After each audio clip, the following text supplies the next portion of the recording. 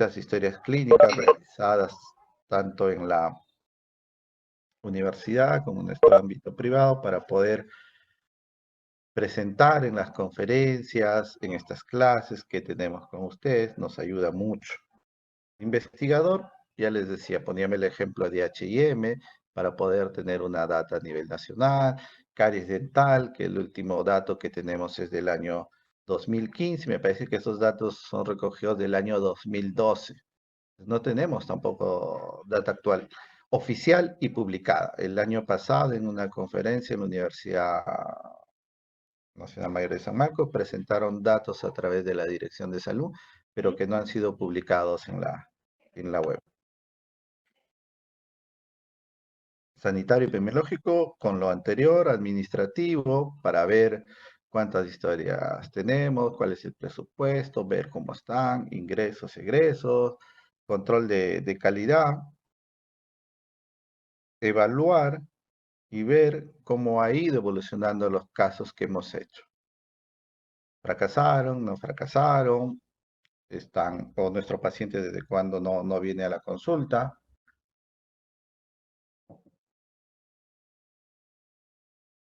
Entonces, es un concepto de historia clínica, un documento médico legal en el que se recoge la descripción ordenada, compleja y precisa que obtiene el profesional de su relación directa con el paciente. Entonces, la historia clínica es el resultado de una anamnesis, una exploración física, unos exámenes auxiliares, para con todo este juicio poder plantear un diagnóstico correcto y a su vez realizar un plan de tratamiento adecuado para ese paciente. Presentábamos este caso donde hacíamos mención, cuando no se toma exámenes auxiliares, no se hace una buena anamnesis, podemos realizar tratamientos inadecuados. Este paciente llegó para ortodoncia. Entonces descubrimos al exámenes auxiliares complementarios, miren, que quieren patentar una nueva técnica de cono único en ápice abierto con proceso infeccioso. Entonces, yo me imagino que no es colega, que haya hecho el tratamiento sin tomar una radiografía, ¿no? Haya asumido que por la edad del paciente haya cerrado el ápice y le haya querido hacer una endodoncia. Ahora, endodoncia con cono único, difícil, ¿no? Entonces, cuando empezamos a hacer el retratamiento de esa pieza, miren, solamente empezamos a aperturar y todo lo que nos vamos encontrando. Y ahí está, el cono único. Entonces, esto ocurre cuando nosotros no hacemos un buen diagnóstico, no tomamos los exámenes correspondientes, no hacemos un diagnóstico correcto y por ende vamos a hacer un tratamiento inadecuado. Bien, este es otro caso de Luis Maldonado. Hicimos en la facultad, hicimos una inducción de cierre apical con plasma rico en plaquetas. Se discutió mucho si podríamos primero cerrar el ápice, luego con interconsulta con periodoncia, ver si ganamos el espacio biológico, y por último, los de rehabilitación si podían hacer todo eso, ¿no? Pues, con toda esa salvedad nos dijeron, sí, no hay ningún problema. Ustedes cierren el ápice. Y ahí está la radiografía, un proceso infeccioso, ápice abierto, y al cabo de 11 meses logramos cerrar el ápice. Ese es un conjunto de todo. Pues es importante la realización de una buena historia clínica, ser muy minucioso en esto. A veces parece tedioso, pero es muy importante la historia clínica, tomarnos el debido tiempo para realizar esto. Las partes de una historia clínica, que como les dije, les hemos dividido en partes y vamos a ir analizando ítem por ítem. Anamnesis o interrogatorio permite establecer el primer contacto entre el profesional, el paciente y los padres o tutores. Esa triada siempre se tiene que mantener. A veces es difícil en la universidad. Ustedes mismos quieren llevar al paciente.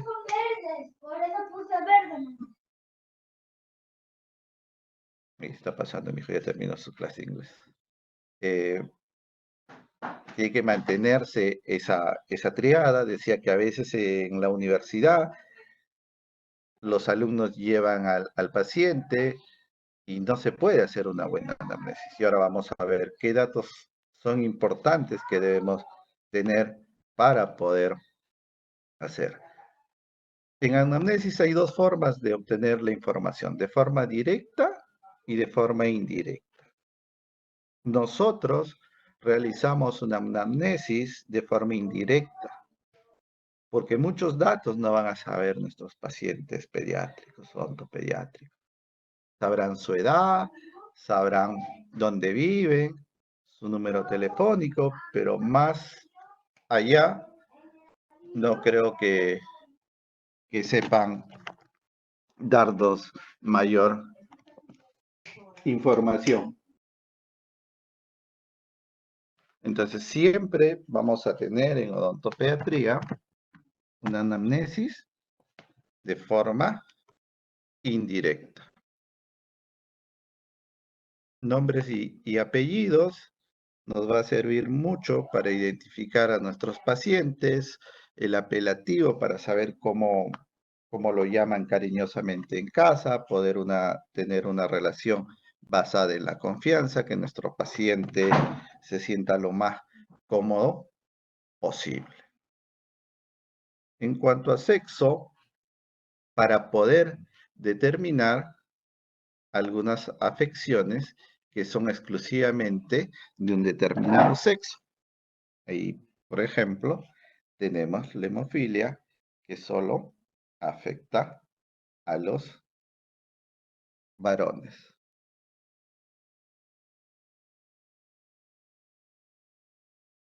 Edad, en años y meses, es importante identificar, no es mismo atender a un paciente de un año, 6 meses. Un año posiblemente recién esté empezando a caminar. Un paciente de años 6 meses ya tiene mayor estabilidad, está caminando. Es importante también saber para poder identificar su desarrollo intelectual con las coordinaciones físicas que pueda tener el paciente. También nos va a poder determinar y darle algunos nombres. Pacientes menores de 6 años que tengan al menos una caries, se les va a denominar caries de infancia temprana. Después, cuando hagamos cariología, vamos a identificar caries de infancia temprana severa y sus variantes que hay. Por el momento, nos vamos a solamente quedar ahí. Gingivoestomatitis herpética primaria, que es muy común que se pueda presentar en edad escolar. Lengua geográfica es otra característica que vamos a encontrar con frecuencia en nuestros pacientes odontopediátricos. Una periodontitis de inicio precoz, que es muy raro encontrar. Y no es muy reportado porque a veces no sabemos diagnosticar y no sabemos hacer un tratamiento. De repente por eso es algo escaso. Si supiéramos de repente hacer un buen diagnóstico y diferenciar, podamos hacer mayor data. También nos va a permitir ubicar al paciente en qué etapa está, de acuerdo al crecimiento, para poder denominar, ¿no? Para saber su crecimiento, cuánto crece por año, tener promedios.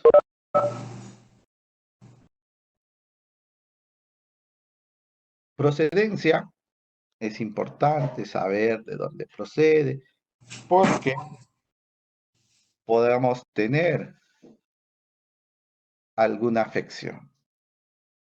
En este caso, en la imagen vemos que nuestro paciente presenta fluorosis y hay zonas endémicas en el Perú que presentan pacientes con fluorosis. Uno de ellos es en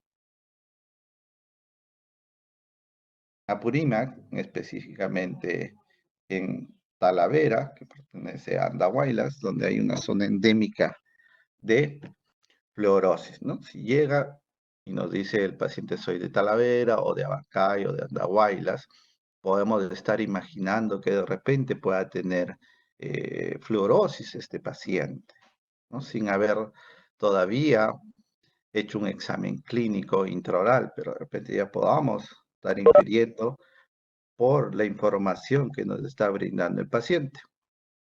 O si nos llega ahora un paciente, o si estuviéramos atendiendo, nos llega un pareja de Wuhan, ¿no? Nos dice, he llegado hace 7 días, doctor, estoy con fiebre. ¿Lo atenderíamos o no? Entonces hay que saber de dónde está procediendo, ¿no? Grado de instrucción nos va a permitir evaluar el desarrollo académico, lo cual está en estrecha relación con la edad mental y la edad biológica. Domicilio nos va a indicar o nos va a orientar a qué estrato socioeconómico que pertenece el paciente. Número de hermanos, cómo está compuesto y el orden que ocupa. ¿Es hijo único? No sé si dentro de los alumnos hay hijos únicos, de repente se van a sentir identificados, son más engreídos, son los que siempre tienen todo, son egoístas a veces, ¿no? Entonces, son características propias del hijo único. Ahora, sumado esto a que pueda ser concebido a una edad más alta, 38, 39, 40, pasado los 40 y es hijo único, ahora va a ser súper, súper engreído y caprichoso. Hay que saber manejar. Si son dos hermanos, ¿qué distancia hay entre ellos? El segundo siempre va a ser el más engreído. Ahora, si es una familia numerosa, ¿cómo es la relación? ¿Qué número es el del intermedio? De repente, entre tres hermanos, usted es el medio, es el segundo. Si cerramos algún micrófono por ahí que sea abierto, por favor. De repente nació y al año sus padres no se cuidaron, concibieron a su hermano el tercero, entonces a usted lo dejaron y empezaron a darle más atención al tercero, ¿no? Entonces, el hijo del sanguchito, le dicen. Por ahí hubo una revisión de la Universidad Científica sobre este ítem. O si es una familia numerosa, el último ya sobrevive, en fin, y aprendió todas las mañas de los hermanos mayores, ¿no? Entonces hay que ver en qué situación también se encuentran nuestros hijos. Hay una clasificación de Adler que lo maneja como hijo único, niño ilegítimo, niño desplazado. Eso lo volveremos a ir recapitulando también. ¿Quién es el informante? ¿Con quién viene el niño a la consulta? ¿Viene con el papá? ¿Viene con la mamá? ¿Lo traen los abuelos? ¿Lo trae la tía? ¿Lo trae la nana? ¿O ustedes mismos? Entonces nos permite saber quién o quiénes son los responsables del cuidado del niño y de qué manera está influenciando el entorno en su conducta. Además, podremos obtener mejor, mejor información mientras mayor ligación ahí. Las madres no se olvidan de nada, saben todo. Los padres somos un poquito descuidados, al menos yo. No tengo o no recuerdo mucha información de exactamente cuándo se enfermó, qué le dieron. Las mujeres para eso sí tienen una memoria privilegiada, donde se acuerdan día, hora, fecha, qué le dieron, con qué ropa uno estuvo, todo se acuerda. Algunos datos a los caballeros se nos escapan. También nos va a permitir ver de qué medio ambiente llegan nuestros pacientes. Si es hogareño, si es hogareño heterogéneo o un hogareño promiscuo. Nos va a permitir ver si es cómo está siendo criado ese paciente, con qué valores tenemos que tener en cuenta ese dato. Motivo de consulta. ¿Por qué vienen nuestros pacientes? Si usted soluciona el motivo de consulta de su paciente, usted es el mejor profesional para ese paciente.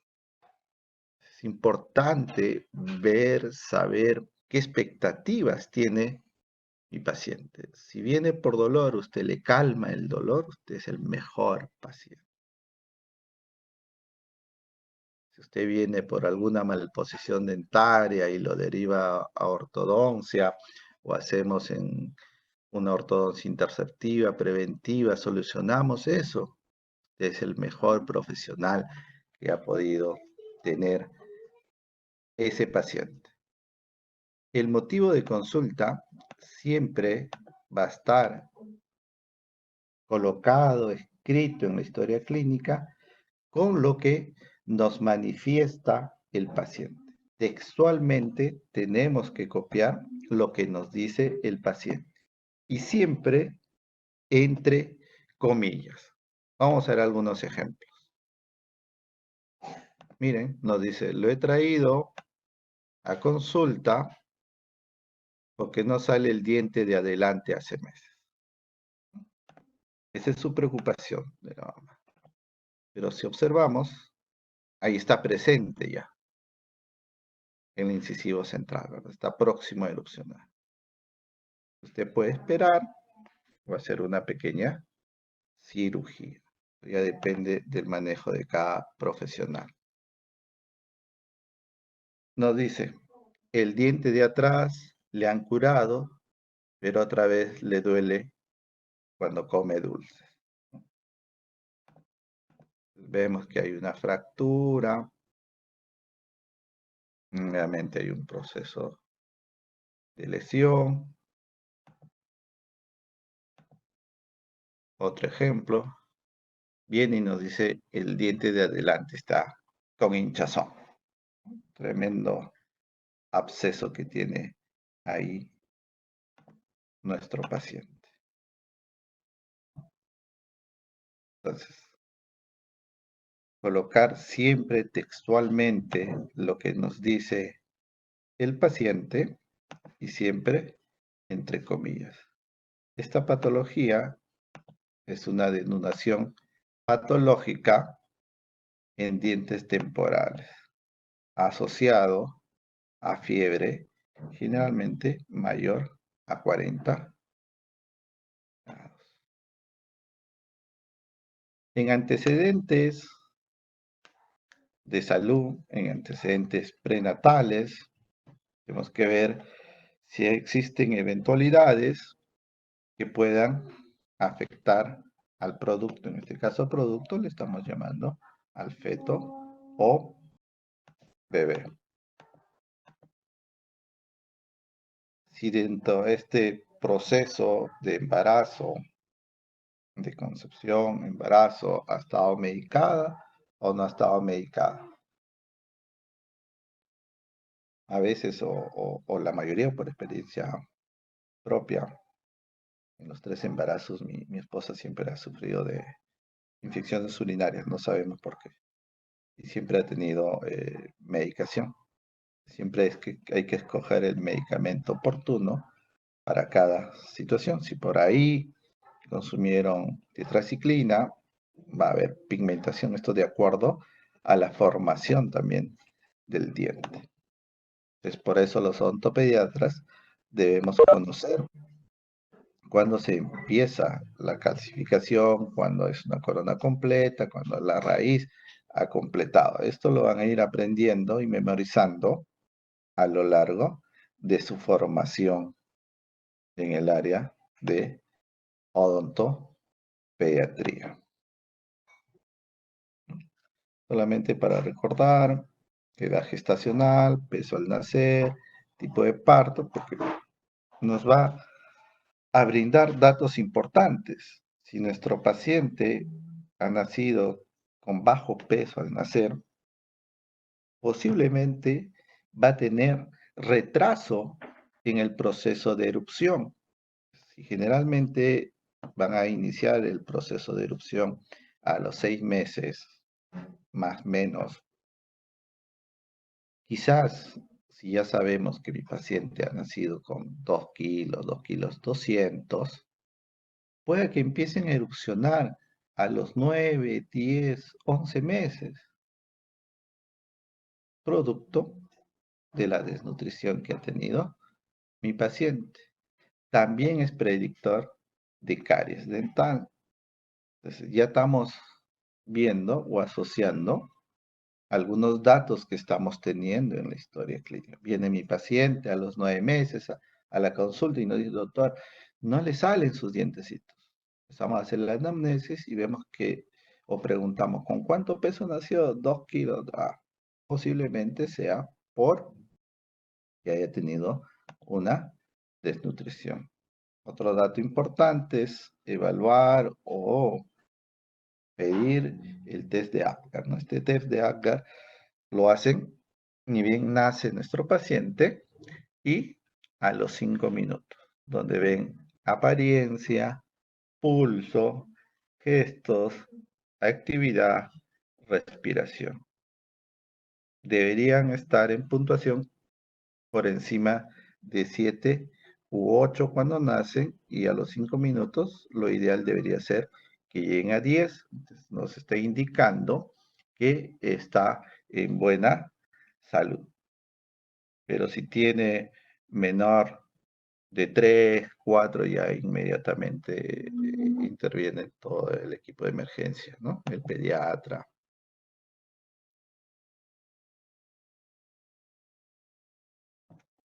Alimentación. Lactancia materna exclusiva. A nosotros nos interesa mucho insistir, preguntar cómo fue la alimentación del bebé. ¿Cuánto tiempo le dieron lactancia materna? Y eso usted lo tiene que escribir en la historia clínica. Un día, una semana, un mes, 2 meses, 3 meses. ¿Cuánto tiempo? Fue una semana. ¿Por qué?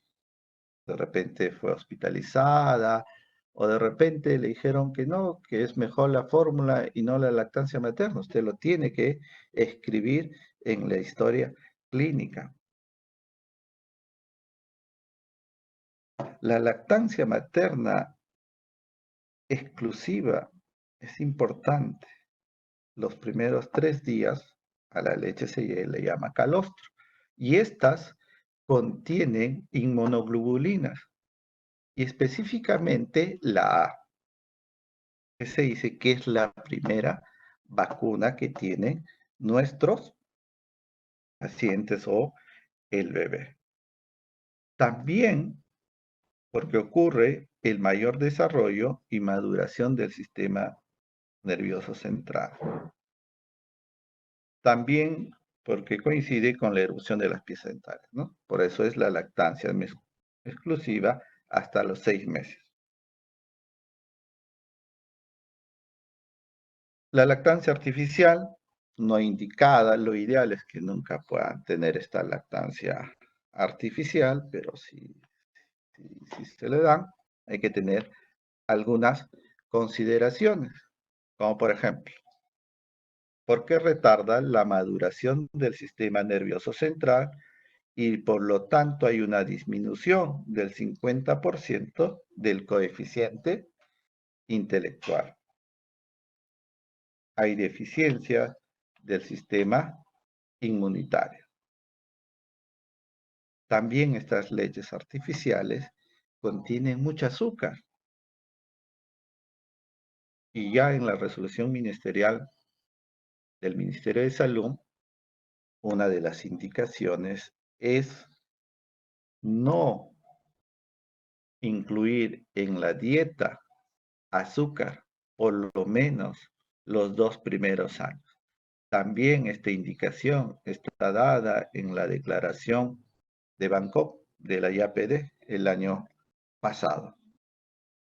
Una recomendación de expertos. Una alimentación mixta, cuando por razones fisiológicas la madre presenta disminución en la producción de leche materna y tiene que complementar con leche artificial. Hay que evaluar lo posible,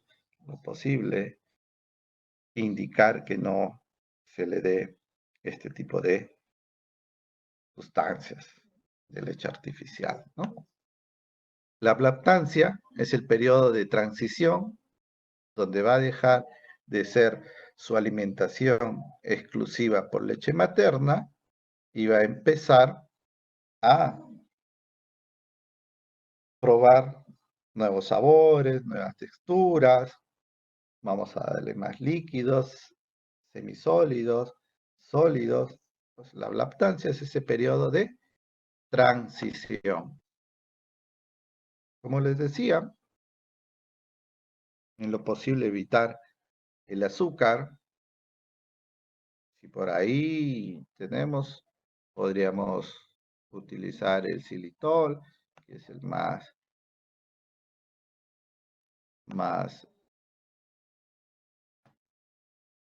de fácil acceso, digamos.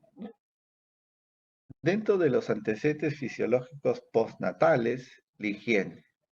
Y esta es una discusión, una conversación, y lo vamos a tener durante estos 3 años que van a estar en las odontopediatrías, van a tener distintas opiniones, y eso es lo importante de una universidad, y distintas corrientes, todas respetables, todas con sustento académico. Entonces no se asombren de que haya 2 puntos de vista distintos en la facultad.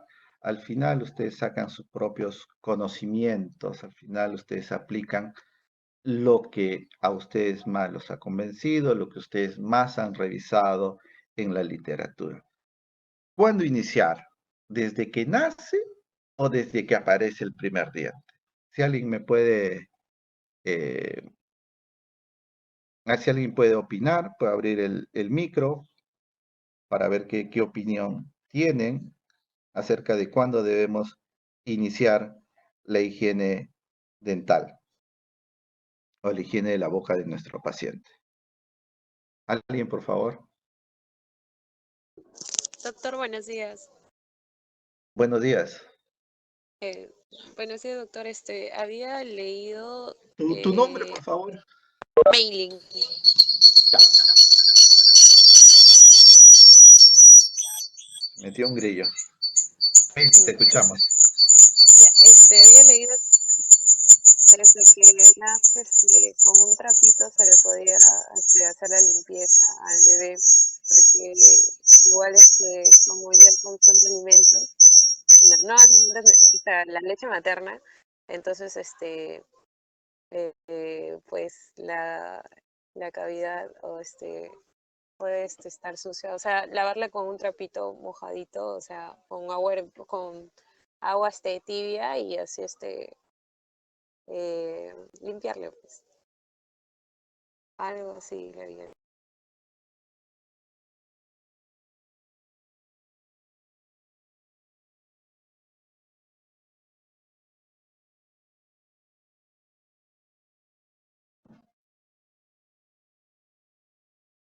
Nadie más. Todos están durmiendo, creo que se nos durmieron en la Doctor, clase, ¿no? disculpe, buenos días. Buenos días, Buenos doctor. días. Soy Gianmarco Maturrano. Doctor, Buen día, Gianmarco. ¿cómo está, doctor? Mucho gusto. Yo más o menos tengo entendido de que siempre se le tiene que, bueno, desde que nace al bebito se le tiene que limpiar las encías con una gasita, como aparece en el PPT, pero bueno, está ahí a presiliente, ¿no? Pero ya después Ujú. cuando evoluciona ya a los 6 meses, ahí ya se tiene que usar cepillo, pero con cuerdas frágiles, ¿no? Algo así yo tengo Ya, entendido. perfecto, perfecto, perfecto. Entonces ya tenemos dos opiniones y, como les digo, hay corrientes. Eh, No vamos a... Sí, buenas. sí, doctor, bueno, yo tengo un poco de conocimiento sobre eso. Tengo un hermanito pequeño y en el trayecto de su control, mi mamá iba al pediatra y le recomendaron que a partir de los 6 meses usara agua con sal y se lo pasara entre las encías con una gasa para que eso ayudara a limpiar, porque a partir de los 6 meses ya como que empieza una transición de dejar la leche materna y también porque está empezando a erupcionar sus dientes. Entonces tiene que tener un control más detallado de su higiene bucal. Y en esa parte es la información que yo tengo de acuerdo a lo que pasa. Perfecto, perfecto. Miren, hay una opinión más donde ya el pediatra, no el odontopediatra, no el odontólogo, el pediatra, que le dice que le lave con agua con sal. ¿No? Hay infinidad agua sola, agua con manzanilla, alguna agüita con hierba. Eh, como vuelvo a repetir, no hay dos opiniones bien distintas. Y siempre hay posiciones en el centro. Entonces hay posiciones que nos dicen que no debemos hacer higiene oral desde que nace hasta que aparezca el primer diente. No debemos. Si es con lactancia materna exclusiva, menos, porque los restos que quedan de leche materna en la boquita tienen monoglobulinas y eso va a favorecer al ambiente. Otros dicen, no, empecemos a limpiar desde que nace, porque vamos a empezar a crear el hábito, vamos a condicionar a que ese paciente cuando siga creciendo ya tenga la familiaridad de poder hacerse higiene oral. Entonces nos ponemos a pensar, ahora que estamos en esta plena pandemia y vemos que muchos lugares no tienen agua. Entonces, para hacer la higiene oral de nuestro paciente debemos lavarnos la mano. ¿Cuántos hogares tienen agua? La gasa, el pañito, el trapito limpio, ¿es estéril para llevar a la boca? ¿O nosotros hemos recortado nuestras gasitas, hemos esterilizado y le hemos dado un paquetito a la mamá y decirle, acá tiene este paquetito individual para que usted pueda sacar diario y hacerle la higiene a nuestros pacientes? No muchos lo hacen. Entonces, si yo voy a cumplir con todos esos requisitos para no producir enfermedades diarreicas agudas a mi paciente, podría iniciar, ¿no? Entonces, siempre hay que ver si ahora ya hay consumo de leche artificial, sí o sí tenemos que hacer limpieza. Cuando empiezan a erupcionar los dientes, sí ya debemos incluir el uso de pastas dentales de mínimo 1000 partes por millón a 1550 partes. En el ministerio dice 1450 partes por millón, pero hay pastas de 1500 partes por millón. Ahora, escoger también la pasta adecuada es bien difícil. ¿Qué le daré? Sabor tutti frutti, sabor cereza, sabor menta. Si pica, posiblemente lo rechace mi paciente. Y si es muy dulce, de repente va a querer utilizar mayor cantidad de pasta dental. Hemos tenido un caso que venía a la clínica y la mamá nos decía, doctor, no le podemos dar pasta porque él coge la pasta, abre su pan y como si fuera mantequilla se echa la pasta dental. Entonces hay que tener cuidado, hay que ser supervisado. Entonces, esas dos corrientes hay. En algún momento de la clínica van a encontrar a docentes, colegas que le digan, no, no hay que hacer la limpieza, otros colegas que sí.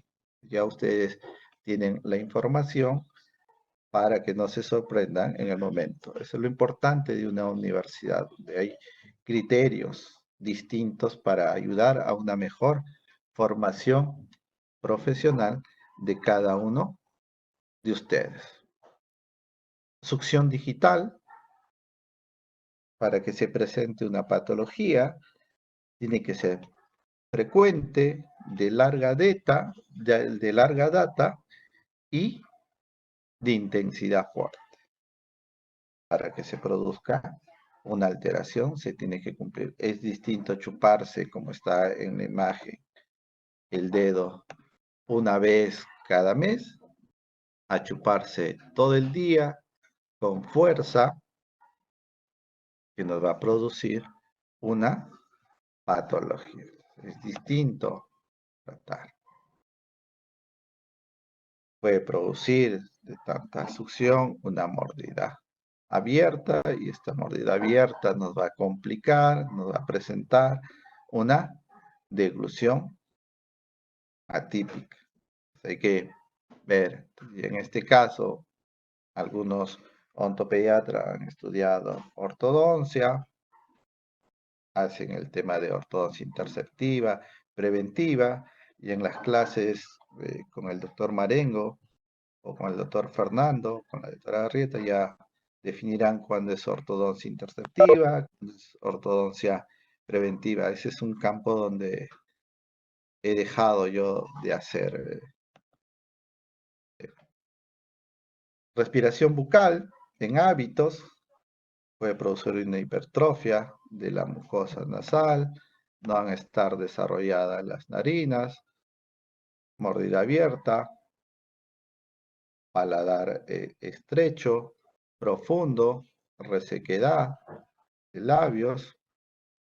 Es ver qué hábitos está presentando mi paciente. Como les decía, a lo largo de estos 3 años van a ir aprendiendo secuencia y cronología de erupción, tanto en odontopediatría como en ortodoncia. Entonces, lo que les decía, retardo en el proceso de erupción, cuando sea el paciente que haya nacido con bajo peso. Algunas manifestaciones sistémicas del brote dentario siempre va a estar asociado a diarrea y fiebre. ¿Alguien me puede decir si es verdad esta asociación que hacen las madres, que nace el diente o erupciona el diente y ya tiene diarrea, malestar?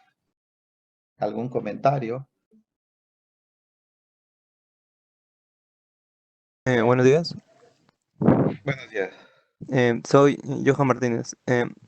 Sobre la diarrea, he leído que a la hora de que salen los dientes, tienen como incomodidades en los... A la hora de que les salen los dientes, tienen Ujú. incomodidad y se ponen a morder de todo. Cogen de todo, muerden de todo, se muerden las mismas manos y, como sabemos, todo está sucio y eso es lo que le produce la diarrea. Eso he leído con respecto a la diarrea. Exactamente. Va a sentir un malestar nuestro paciente. Va a sentir un picazón, un comenzón. Entonces, para poder saciar eso, va a morder todo y va a agarrar todo lo que tenga a su costado y llevarse a la boca. Y eso está contaminado. Y eso es lo que produce la diarrea. Más no el proceso de erupción. Eso hay que indicar muy bien a las madres, educar a los profesionales de la salud. Ver qué enfermedades ha tenido mi paciente. Bacterianas, virales, ha tenido intervenciones quirúrgicas, qué medicamentos ha consumido para saber si es alérgico a algo o no, presenta alguna otra alteración. Todo esto lo tenemos que tener bien detallado. Del estado de salud, ver sus experiencias previas que ha tenido, es su primera consulta y ha tenido, qué le hicieron en ese tratamiento, cómo fue ese tratamiento, le gustó, no le gustó, lo llevaron por dolor, les trajeron con dolor, no quiere saber nada con nosotros, entonces hay que tener que modificar esas conductas con nuestros pacientes. ¿Qué cepillo utiliza? También es un mundo escoger el cepillo adecuado para cada tipo de paciente. Usar hilo dental, usar colutorios, enjuagues, todo eso lo vamos a ir aprendiendo a medida que va las clases. ¿Qué antecedentes familiares presenta? Algunos son dominantes, algunos son recesivos. Y en enfermedad actual, ¿desde cuándo tiene? Si viene por dolor, hay que averiguar desde cuándo tiene el dolor, ¿no? ¿Desde cuándo? Hace un año, todo le empezó a doler poquito, pero se le pasó. Pero ya hoy sí, desde ayer no me ha dejado dormir. Entonces, ver, averiguar tiempo, forma de inicio, qué es lo que presentó, acompañado de dolor, hay inflamación y hay un edema, ya hay. ¿Cómo se presentó esa enfermedad? ¿Alguna pregunta para terminar ya la parte de odontopediatría y puedan pasar a la clase de ortodoncia?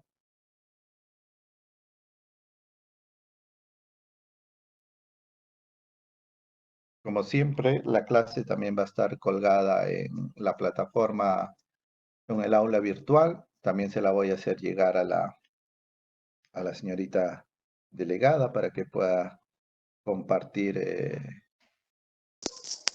Doctor, presentación. doctor, una consulta. Pregunta, porque consulta sí cobro yo. Una pregunta. Una Ahora, si pequeña pregunta, sí. pregunta.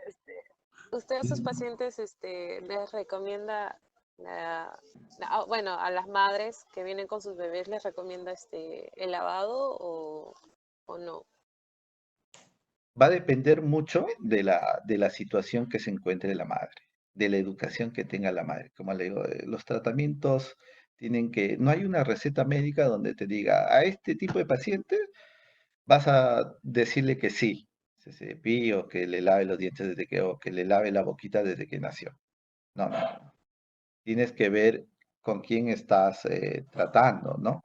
Si va a poder tener la capacidad de poder venir siempre a la consulta, de que te pueda pagar esa consulta, que le puedas dar todas las gasitas totalmente estéril para un cierto tiempo, puede ser 15 días, un mes, y cómo, con qué fuerza. A veces dicen, hágalo muy suavemente, qué suave, qué suave.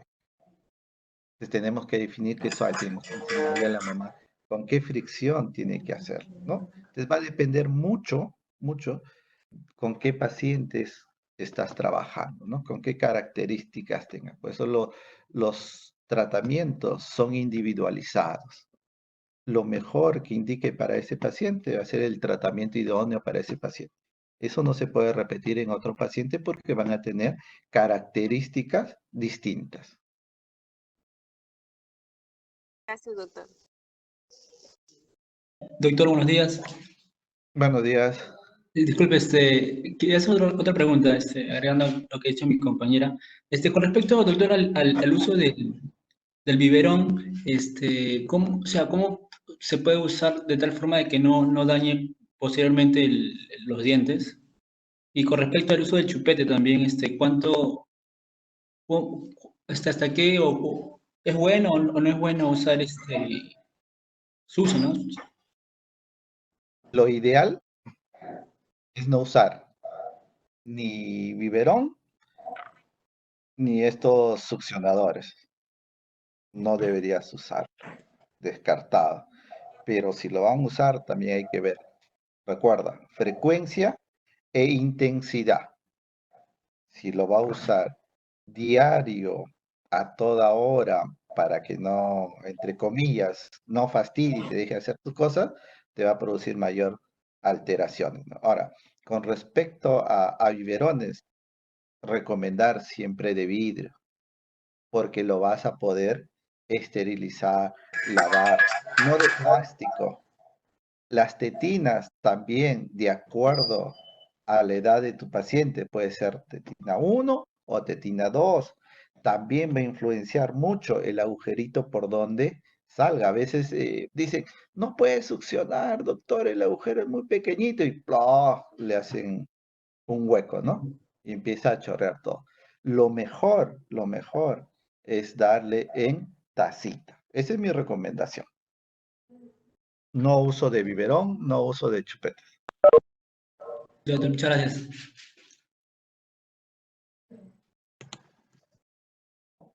Doctor, buenos días. Mi nombre es Winnie Reyes Buen día. y quería preguntarle, en caso de que ya le estén saliendo los dientes a los niños y como dijo que le genera incomodidad, ¿qué recomendaciones le podríamos dar a la madre para disminuir esa incomodidad o que no use los chupadores o los mordedores?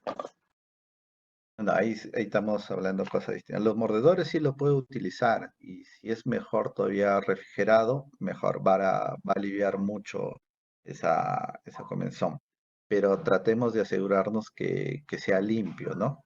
Todo lo que se lleve la boca al niño, hay que procurar que sea limpio. Como yo siempre les digo a las mamás, porque es una consulta que siempre me la hacen y están muy ansiosas y son mamás primerizas, peor todavía, todo el día por teléfono. Siente esto, le digo, esta receta es infalible, le digo.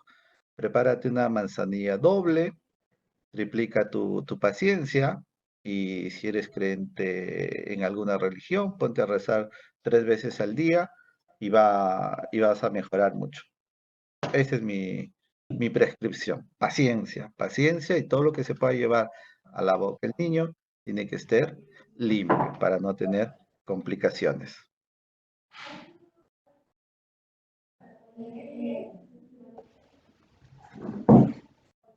Doctor, ¿me escucha? Disculpe, soy Giancarlo Párez. Sí, sí, te escucho, Giancarlo. Tenía un punto para acotar, ¿no? Tengo entendido que es importante el seguimiento odontológico durante la gestación. Entonces, mi pregunta sería, ¿dónde realmente estaría la actividad preventiva, si en la gestación o durante el tratamiento del niño?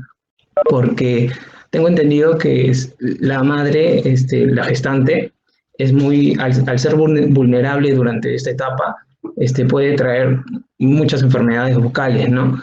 Y el niño puede nacer con susceptibilidad a caries, si es que esta no tiene un seguimiento adecuado, ¿no? Producto, creo, de la mutación de la tustelina, que es una proteína del esmalte, que al no desarrollarse bien, el niño nace con mayor desarrollar susceptibilidad a caries.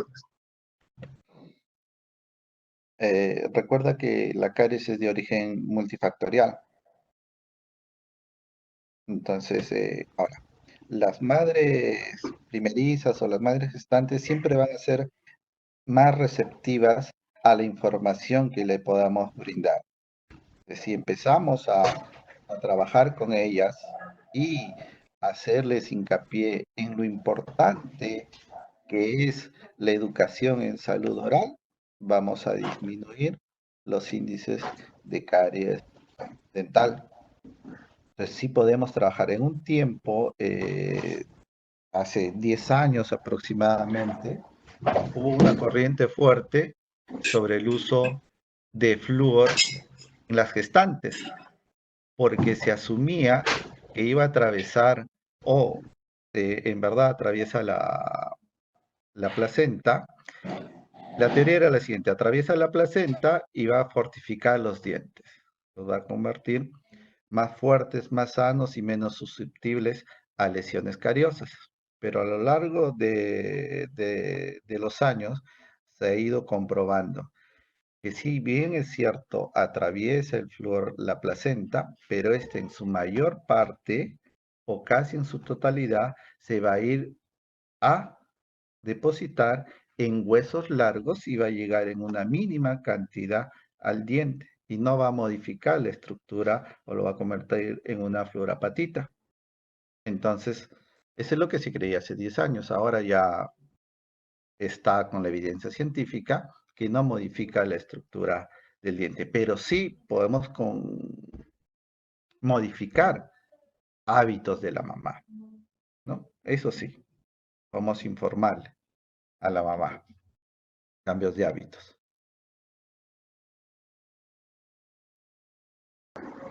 Y doctor, con respecto a que si es que la madre no llegase a tener una salud bucal adecuada, he leído que habían consecuencias como preeclampsia, parto prematuro, o que el niño A- pueda nacer con bajo aso- peso al nacer.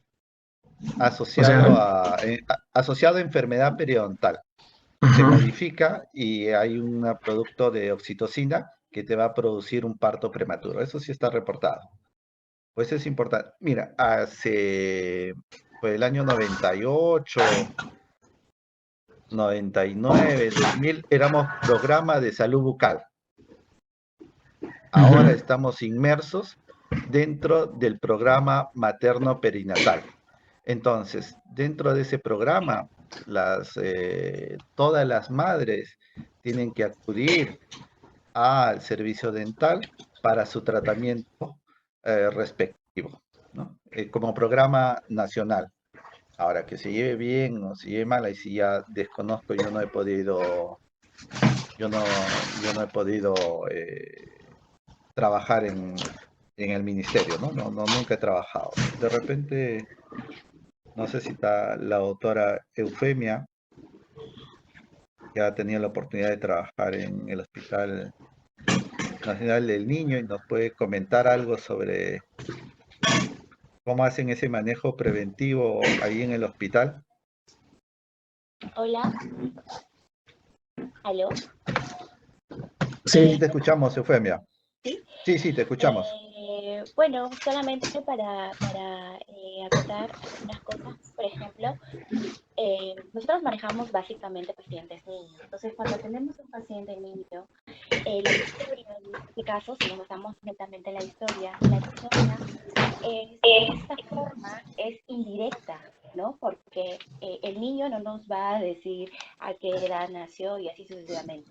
Entonces, mucho va a depender de lo que la mamá nos va a contar en ese momento para nosotros poder ir armando un buen diagnóstico y finalmente un plan de tratamiento. Con respecto a la prevención, depende mucho de la edad del paciente. La prevención va a ser diferente de acuerdo de la edad. Tenemos primero el niño de 6 meses hasta los 2 o 3 años, luego de los 3 a los 6 años y de los 6 a los 12 años. ¿Por qué los clasificamos diferente? Porque la crema dental va a ser diferente, el enjuague bucal va a ser también diferente. Entonces, si hablamos de niños de 6 a 3 años, lo que empezábamos era, ¿le erupcionaron los dientes o no le erupcionaron? Si es que ya le erupcionaron los dientes, sí manejábamos crema dental, como lo dijiste al inicio, mínimo 1000 partes por millón de flúor, porque sabíamos que con menos cantidad de flúor no lo vamos a cubrir a ese paciente. Entonces, no dábamos marcas específicas, pero sí la cantidad de flúor que debe tener. Con respecto a cómo, si cepillarle o no cepillarle, como muy bien lo dijiste, hay bastante controversia en eso, hay bastante evidencia científica de que la limpieza debe empezar básicamente cuando erupcionan los dientes.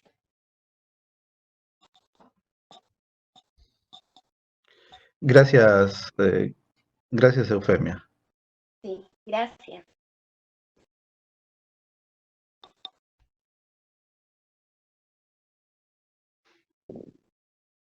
Doctor, buenos días. Sí, Soy Viviana Martel. Bueno, quería hacerle una consulta de acuerdo a mi preguntas, alimentación e consultas no. higiene, que era, ¿qué pasa? A ver, si una madre no tiene suficiente leche materna, ya sea por problemas con la tiroides o mastitis o algún otro, bueno, en este caso el niño basaría su alimentación en leches artificiales y tengo entendido que hay leches artificiales que tienen muy alta cantidad de azúcar, entonces su cuidado de higiene bucal vendría a ser el mismo que uno que tiene leche materna. ¿Cuáles serían esas diferencias si hubiera? Gracias por tu consulta. Hemos estado, o la mayoría de clases van a ser pensando en general, no en casos específicos. Y en casos específicos, si presenta algún tipo de problema, la mamá tiene cáncer, está con radioterapia, no lo sé, y no pueda dar de lactar, tenemos que complementar eso. ¿Qué leche podemos buscar? Una que no tenga o tenga la menor cantidad de azúcar. ¿Cómo darlo? Lo podemos brindar con un vasito. El bebé va a poder alimentarse correctamente con un vasito. No necesitamos tener un biberón.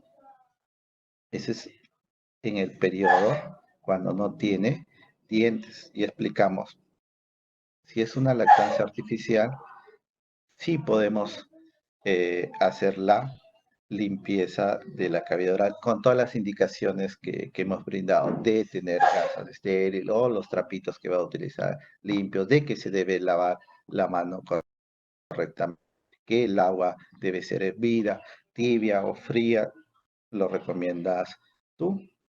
Entonces, pero ya cuando ya hay presencia de dientes, sí o sí tenemos que utilizar pasta dental. Lo mínimo, 1000 partes por millón. No sé si te respondí, Lucelia, creo. Sí, me respondió, doctor. Muchas gracias. Listo.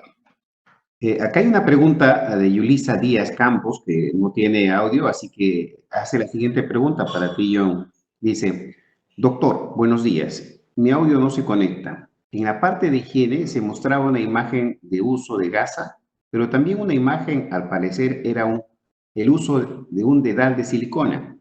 En este último caso, ¿este se usa antes de la erupción o después de la erupción o en ambos casos?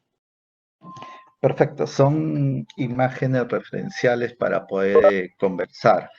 Eh, Generalmente no prescribo estos tipos de dedales, ¿no?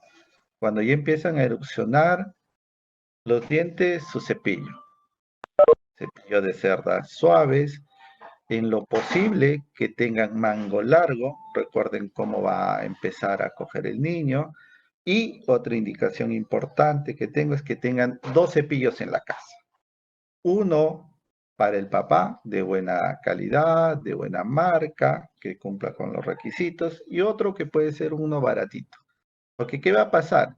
Los niños no saben cepillarse. ¿Qué va a hacer el niño que está empezando a morder? Y nuestras cerdas se van a abrir. Entonces, con el otro cepillo, el padre se encarga de hacer el cepillado correcto, ¿no? Vamos a ir viendo qué cepillo, qué pasta, qué colutorio, a qué edad, en las siguientes clases que tenemos. Vamos a hablarlo mucho en programación de citas. Todo esto vamos a ir detallando. Solo esta es la primera parte hasta antes de examen clínico. Todavía no hemos entrado a examen clínico, no hemos hecho exámenes auxiliares, no hemos hecho diagnóstico presuntivo, no hemos hecho tratamiento y programación. Todavía nos falta mucho. Solamente estamos en esta primera parte donde vamos a ir o van a ir aprendiendo más. Muy bien, creo que hemos coronado tu clase con preguntas de parte de los chicos. Muchas gracias por parte de la responsabilidad del curso a John por el esfuerzo de estar con nosotros desde temprano. Si hay alguna pregunta más, por favor hágalo en este momento para dar inicio con nuestra clase de ortodoncia. Muy bien, entonces vamos a pedirle a Ronald que me dé la función de presentador. Ronald, ¿estás ahí? Muchas gracias, doctor. Y si hay Gracias. alguna duda adicional, la pueden escribir directamente a mi WhatsApp o a mi correo que lo tiene.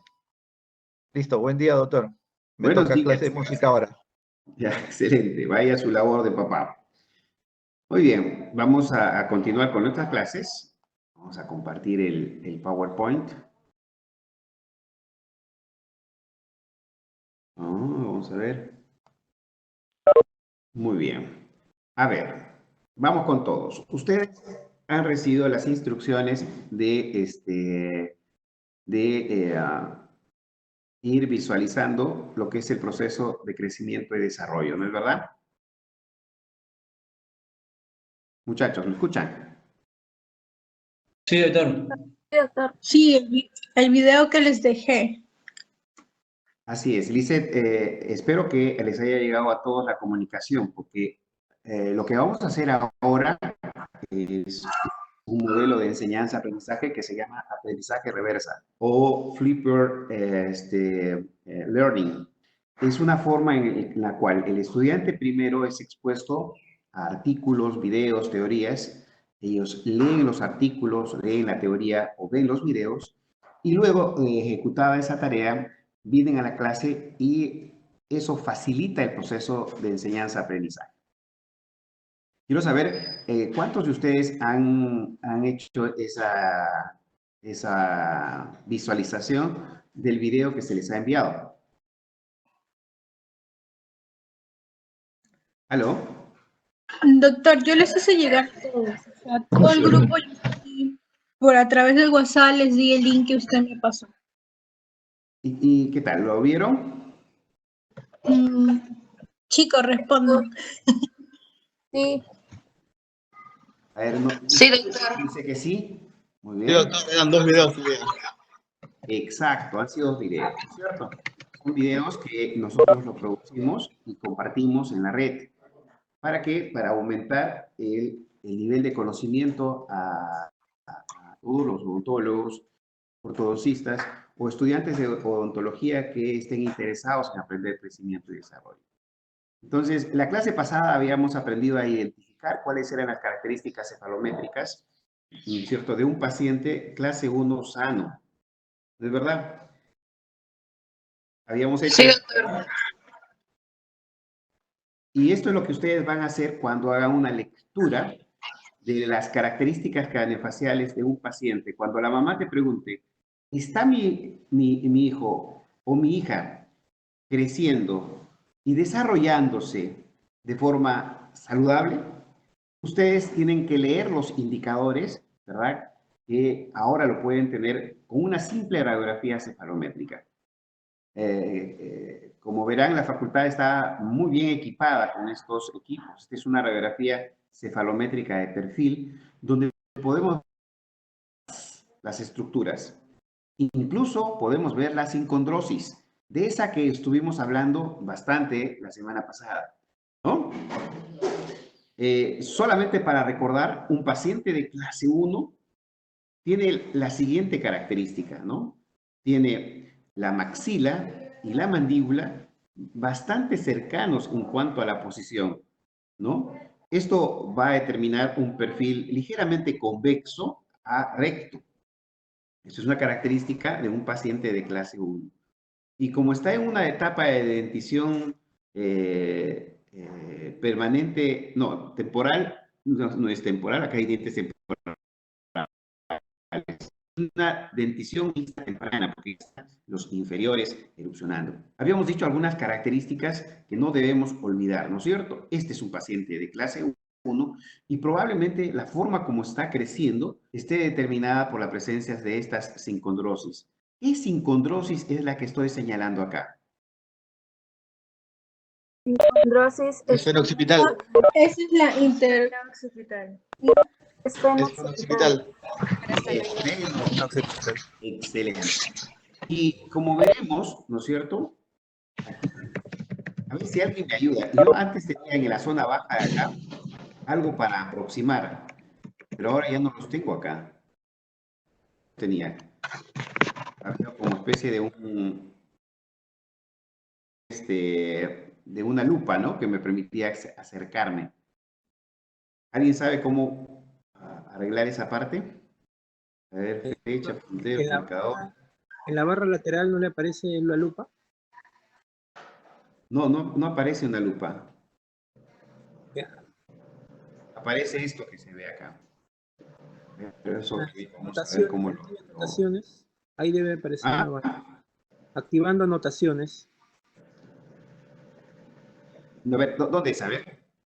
La barra donde hace usted los trazos, donde saca las flechas.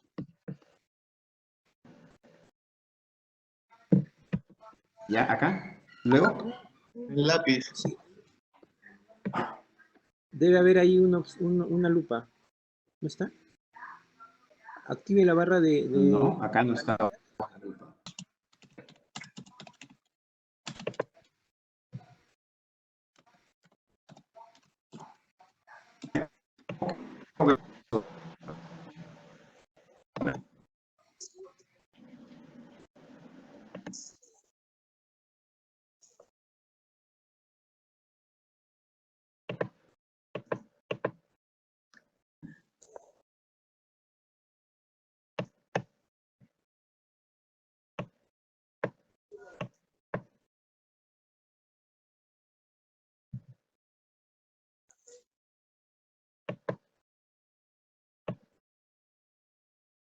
A ver, ¿quién? Ayúdeme con eso. A ver, ¿quién? A ver.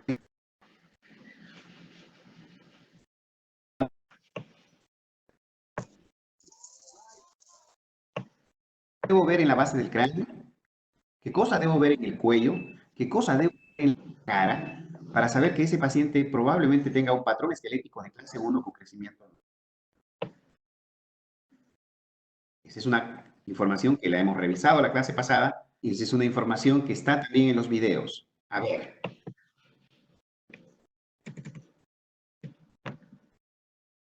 ¿Aló? ¿Me están escuchando? Sí, doctor. Sí, doctor. Sí, doctor. A ver, ¿quién me ayuda? A ver, vamos a hacer lo siguiente. El que va a responder activa su micrófono, pero también activa su video.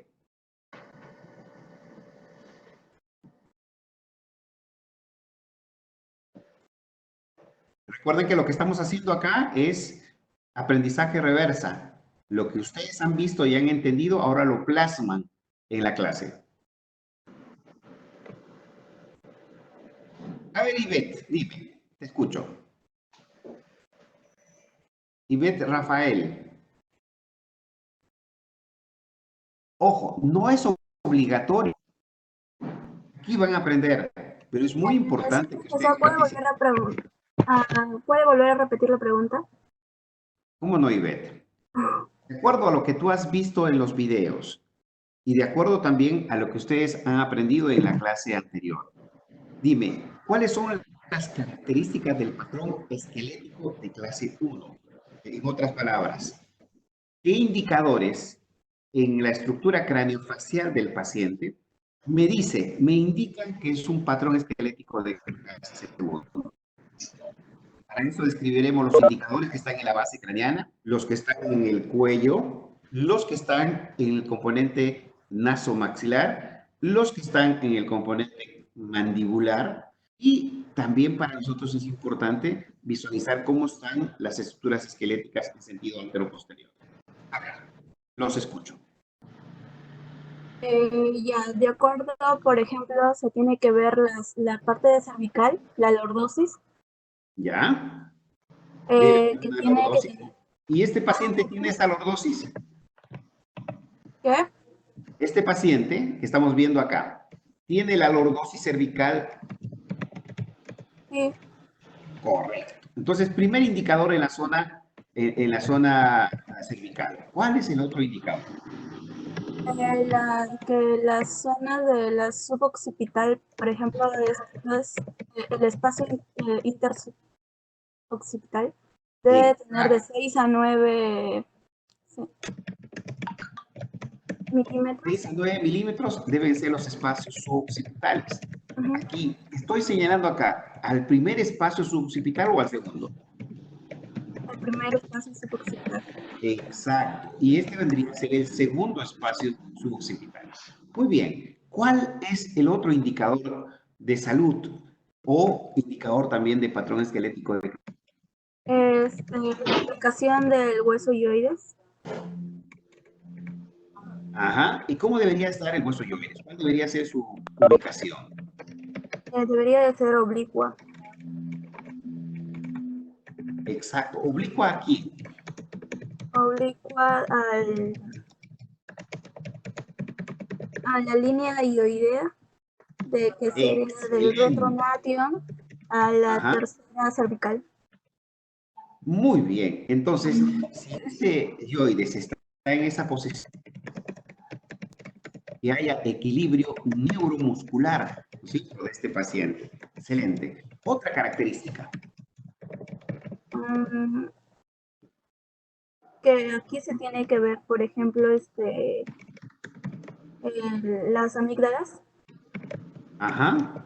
O sea, las vías aéreas tienen que estar así limpias, translúcidas, ¿no es cierto? A esto se denomina radiolucidez de las vías aéreas altas. Ok. ¿Qué cosa debe haber acá? La amígdala palatina. Normal, ¿no es cierto? No debe ser una amígdala palatina demasiado grande. ¿Qué más?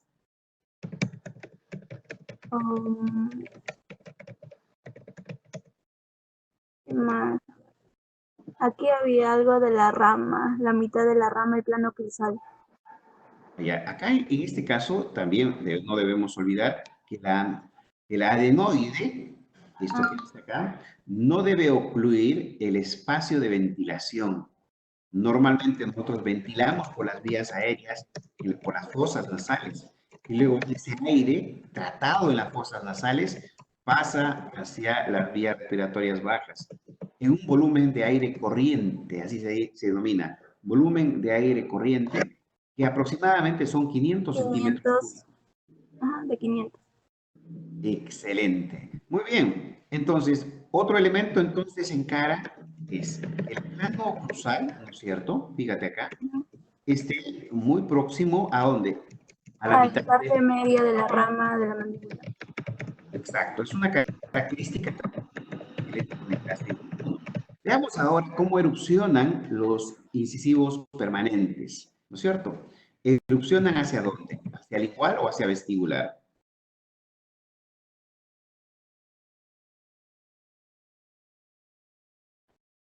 ¿Aló? A ver, Lisette. Toma el paso de tu compañera. Lisette, ¿estás ahí?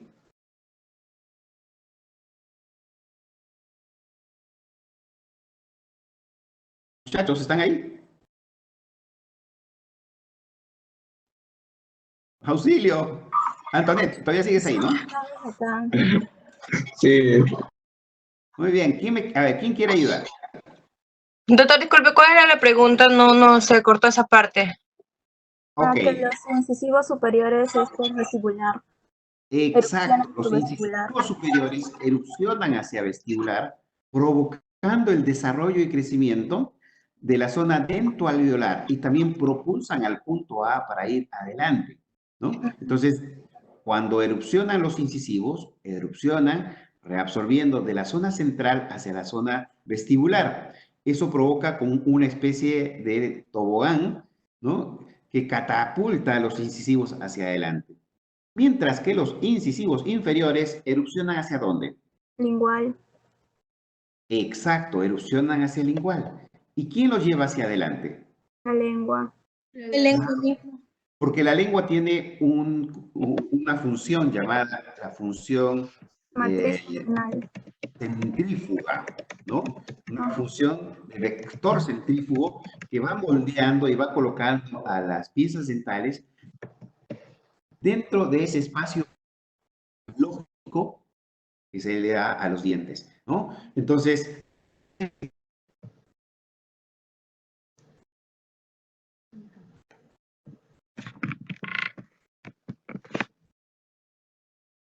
¿Internet está apagado?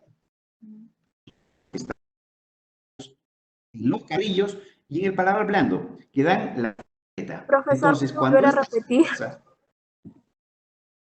¿Qué parte quieres que repita? Es que su señal se ha ido, creo. Doctor. Doctor. Doctor, lo que pasa es que la señal parece que se le va porque no lo escuchamos. Corta el audio. Se escucha muy entrecortado. Ok. Doctor, Vamos a solucionar eso. Doctor, posiblemente estén usando su red de Wi-Fi. Ahí fíjese si hay otra computadora conectada o móviles. Ok. A ver, de un momentito, tranquilo.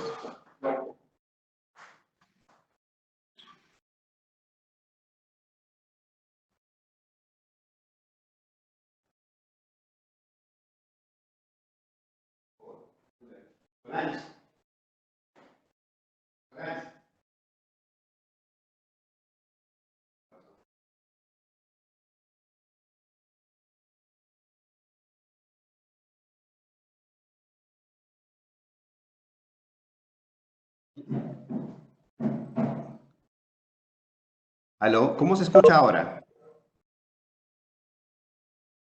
¿Aló? ¿Me Ahora sí se escucha? le escucha, doctor. Sí, doctor, ahora sí se le escucha. Correcto. Entonces, les estaba explicando a ustedes sobre cómo los dientes son una matriz funcional para el desarrollo dentoalveolar y esquelético de la estructura nasomaxilar y cráneo cérvico-mandibular. ¿Por qué? Miren, los incisivos, que son los primeros dientes que van a erupcionar, junto con las primeras molares, cumplen una función importante dentro del desarrollo. ¿Por qué?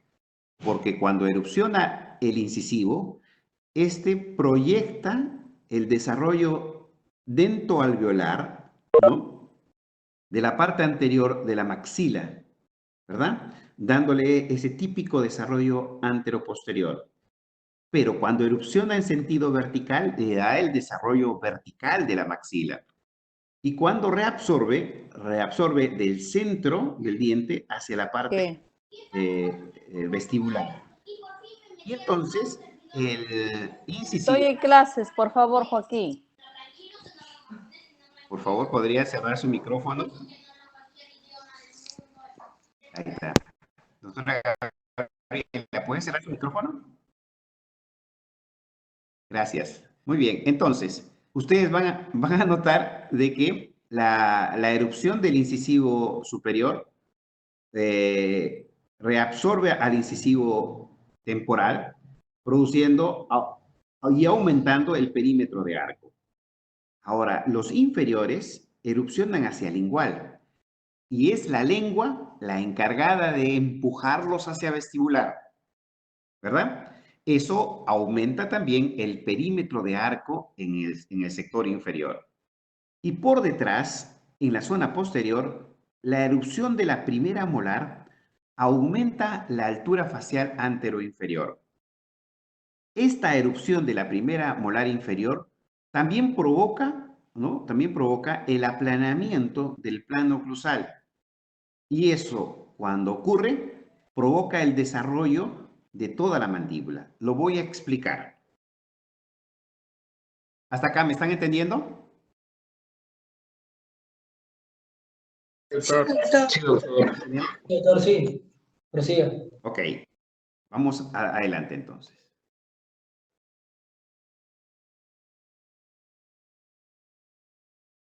A ver.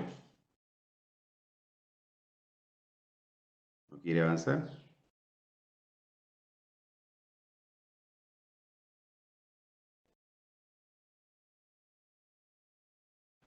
A ver, ahora sí, vamos a volver otra vez.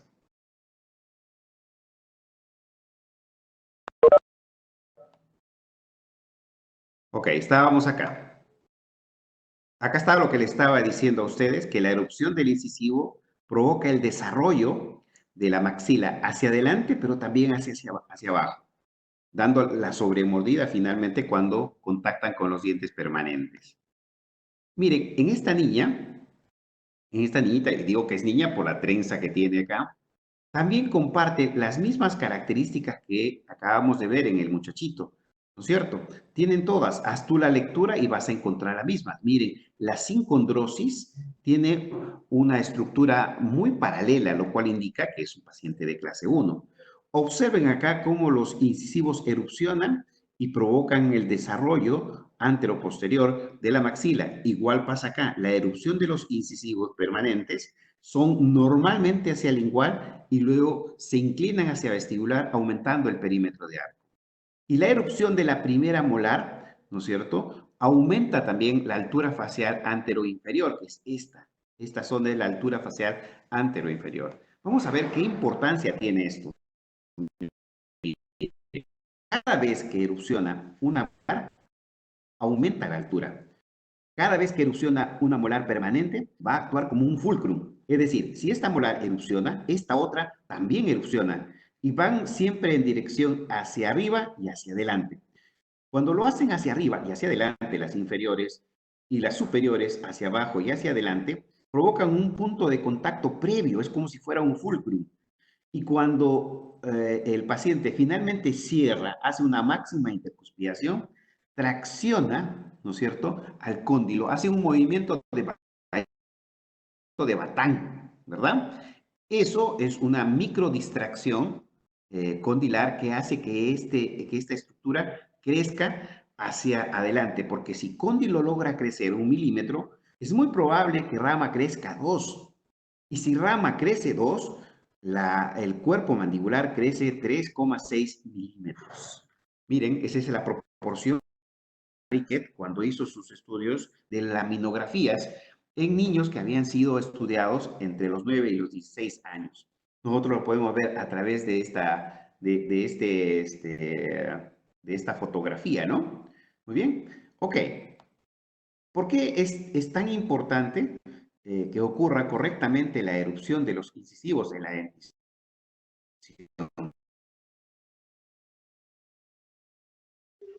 Otra vez se cortó la comunicación. Donde el paciente puede... Ok, ¿ahora se escucha? ¿Se escucha? Doctor. Por rato se entrecorta. Sí, doctor, pero por rato se entrecorta bastante. Doctor, una sugerencia. Active la webcam para que el ancho de banda vaya solamente al audio. Ah, ya, entonces elimino el video.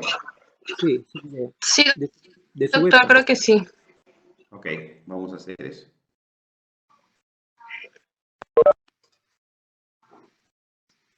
Solo de su webcam. De la webcam, sí.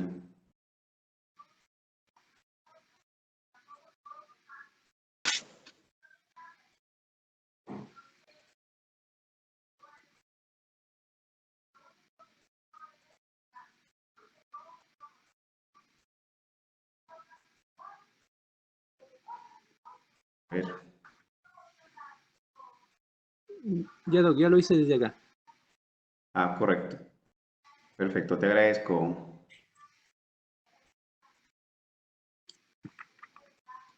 Muy bien. Ya, ¿están viendo ahora el PowerPoint? Señores, ¿ven el PowerPoint? Sí, doctor. ¿Qué es lo que vemos acá? Cuando el niño nace, fíjate, no tiene dientes, ¿no? Tiene una especie de almohadillas gingivales en donde están que ebullen, están que crecen los dientes temporales. En ese momento, como ustedes van a ver acá, el plano oclusal, ¿no es cierto? En este caso sería el plano oclusal de reborde alveolar, prácticamente coincide con el cóndilo, con la cabeza del cóndilo, ¿no? Tenemos casi una estructura única, alargada, ¿no? Rama y cuerpo pareciera que fueran una sola, ¿no? Pero conforme va pasando el tiempo, por ejemplo, acá erupcionan los dientes temporales. Fíjense, la erupción de la primera y segunda molar provoca un aumento en la altura, ¿no es cierto?, anteroinferior. Vamos a recordar siempre altura anteroinferior entre espina nasal anterior y PM, que es un punto que se encuentra en esta zona donde estoy señalando. Entonces, esta altura aumenta y al aumentar estimula el crecimiento condilar. Miren todo lo que crece de acá para acá con solo la erupción de las primeras molares temporales, ¿verdad? Se aumenta la altura, se empieza a producir un ángulo. Y conforme vamos aumentando el número de piezas, acá tenemos primera molar, ahora tenemos la segunda molar temporal. Mira lo que aumenta y ahora se distinguen desde B hasta C un desarrollo de la rama a partir del crecimiento condilar. Pero, repito, no es necesariamente el cóndilo el que crece y que permite todo este desarrollo. Es la presencia de estas matrices funcionales, ¿no? Las que aumentan la altura y obligan al crecimiento del cóndilo. Cuando ya estamos en D, ya estamos, fíjate, frente a la erupción de las piezas permanentes, es decir, primeras molares permanentes. Se vuelve a incrementar la altura y cuando el paciente ya tiene la erupción completa, fíjense, acá está la erupción completa de la segunda molar, cuando erupciona la segunda molar, se vuelve a aumentar la altura, ¿no? Y la diferenciación entre rama y cuerpo está perfectamente sostenida. Entonces, es fundamental la erupción de las piezas dentales para que crezca mandíbula. Y el uso, obviamente, de estas piezas. Es decir, en la etapa de desarrollo y crecimiento, es muy necesario que el paciente haga uso de las molares para estimular el crecimiento del cóndilo. Porque si estas no se usan mucho, tampoco va a haber un desarrollo del cóndilo de la mandíbula. Y había dicho a todos de que si cóndilo logra crecer 1 milímetro, ¿cuánto logra crecer rama? 2. Y si rama crece 2, ¿cuánto crece cuerpo? 3,6. 3,6 milímetros, ¿no es cierto? Entonces, si tú quieres, ¿no es cierto?, tener una mandíbula con buen desarrollo y tienes un nené, tienes un niñito, ¿no es cierto?, tendrás que darles alimentos fibrosos. ¿Qué alimentos fibrosos ayudarían a la masticación? Especialmente vegetales, ¿no? ¿Qué vegetales? Cualquiera que sean fibrosos y que sean sabrosos, ¿no? También las frutas, y frutas con cáscara, evidentemente bien lavadas, ¿no? Dentro de las que es usual, ¿no? Que los niños coman y además le aporta vitaminas, es la zanahoria, ¿no? Que los niños coman zanahoria, que coman pepino, que coman manzanas, ¿no? Y manzana con cáscara, pero tiene que estar bien lavadita, eso sí, ¿no? O coman también apio, ¿no?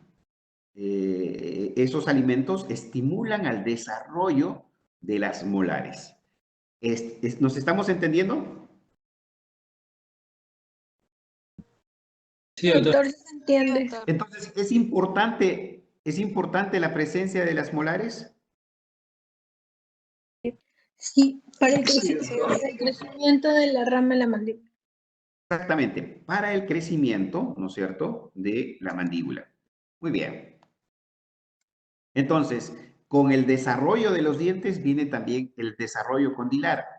Y Rickett ya estimó que este desarrollo de esta mandíbula es en la forma de un arco. Se le llama crecimiento arqueal, ¿no? Y es un crecimiento que experimentan todos los seres vivos que tienen la función de movimiento. El único hueso móvil de la cara es la mandíbula.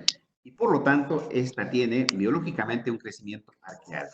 Y fíjense, esta es la laminografía que practicó el doctor Rickett en los niños a los cuales se les había tomado radiografías desde los 5 hasta los 18 años. Y miren, efectivamente, la mandíbula crece así. Crece cóndilo, crece rama, crece cuerpo. Y conforme se va dando el crecimiento de rama, se va llevando hacia atrás el borde posterior. Reabsorción adelante y aposición en la zona posterior. Y el plano cruzal va descendiendo. Esto para todos nosotros es importante, ¿no? Entonces, para recordar un poco lo que acabo de decir, la presencia de piezas dentales y el estímulo a la función hace que el plano cruzal vaya descendiendo. Y el descenso provoca un fulcrum que ayuda a que mandíbula siempre se traslade hacia adelante. ¿Ok? Entonces, Importante para el desarrollo normal del paciente, en cuanto se refiere a su plano oclusal, es que éste se vaya aplanando con el tiempo.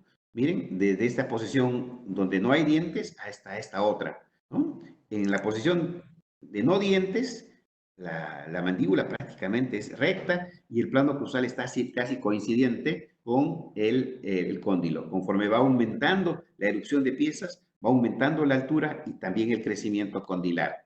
Esto lo puedes ver en todos los niños y eso pasa cuando se termina de complementar con la erupción de las piezas permanentes, ¿no? Miren, el desarrollo que tiene la zona de la tuberosidad, en el caso de la maxila, y la zona retromolar. Conforme hay crecimiento de rama, la rama se dirige hacia atrás, ¿verdad? Reabsorbiéndose el borde anterior y posicionándose el borde posterior. Eso incrementa el espacio para la erupción de las siguientes piezas. En este caso, las segundas molares.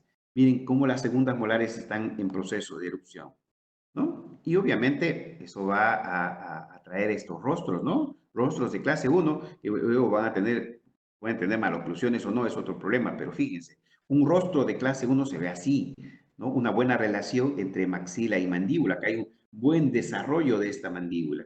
Esta paciente es mesofacial, es una buena paciente, aunque tiene maloclusión, ¿no? Esta es una maloclusión porque no están encajando bien los dientes, le falta espacio. Y es una característica de nuestro desarrollo. Muy bien. Entonces, ya vimos a los pacientes de clase 1, ¿verdad? ¿Cuáles son sus características normales? Y ahora vamos a ver cómo crece un paciente con patrón esquelético de clase 3. ¿Saben cómo es un paciente de clase 3? Forma de plato.